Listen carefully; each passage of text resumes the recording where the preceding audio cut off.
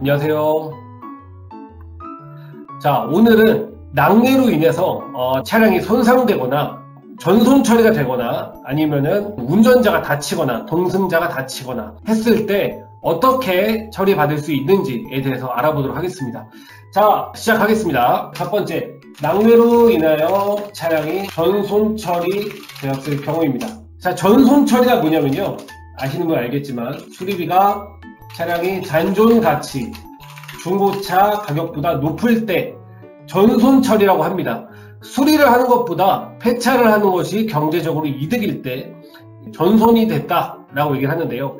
차가 완전히 손상된 상태가 되었다라고 할 수 있겠죠.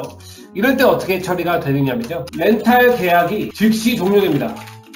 그리고 남은 렌탈 기간에 대한 고객의 의무 역시 소멸되게 됩니다. 이 정책은 고객분들에게 좀 매우 유리한 정책이에요. 왜냐하면 내가 만약에 새 차를 뽑아서 1년 정도 렌탈로 몰고 다니다가 36개월 정도 계약 기간이 남았어요. 그래도 계약 기간이 완전히 종료되고 새 차를 뽑을 수 있기 때문에 이 정책은 고객한테 유리한 정책이라고 볼 수가 있겠고요.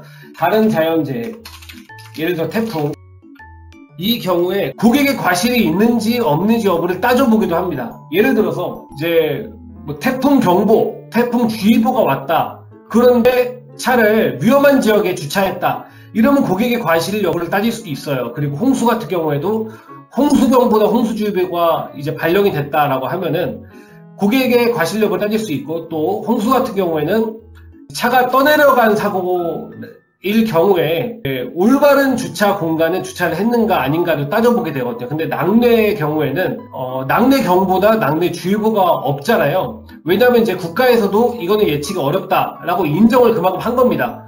그렇기 때문에 이 부분에 대해 낙뢰로 인해서 사고가 전손 처리가 되면은 고객님께서는 따로 입증하실 필요 없이 그냥 바로 계약이 종료될 수 있다라는 겁니다. 자, 두 번째 보겠습니다. 낙뢰로 인해 차량이 손상되었을 경우, 전손이 아닌 겁니다.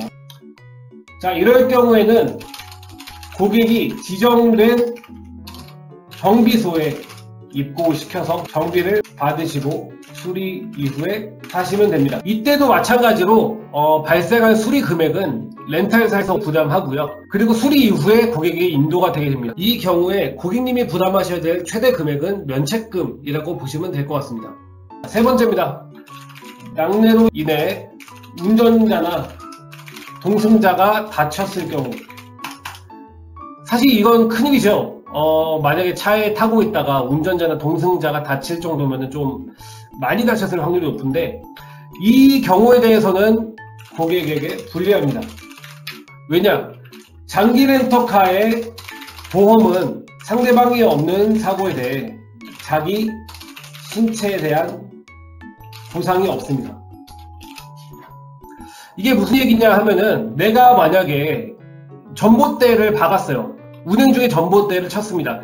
그래서 상대방 차가 없죠. 이런 경우에는 나는 다쳤어요. 그럼 내가 병원에 가야 되는데, 이 경우에는 내 보험비를 나에 대한 치료비를 렌탈사에 청구할 수가 없습니다. 왜냐하면은 보험료 할증이 없잖아요. 할증이 없는 렌터카 보험상 악용될 여지가 높기 때문에 그렇습니다. 자, 그래서 상대방이 없는 사고에 대해서 보장을 받으려면은 장기 렌트 보험 외에 따로 운전자 보험을 가입을 하셔야 됩니다.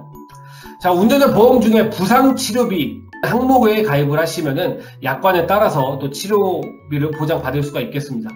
자, 운전자 보험은 대개 월 10,000원 정도면 가입하실 수 있는 것 같아요.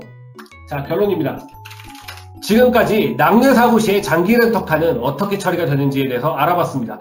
장기 렌터카가 고객에게 유리한 부분이 있고 이렇게 불리한 부분이 있습니다.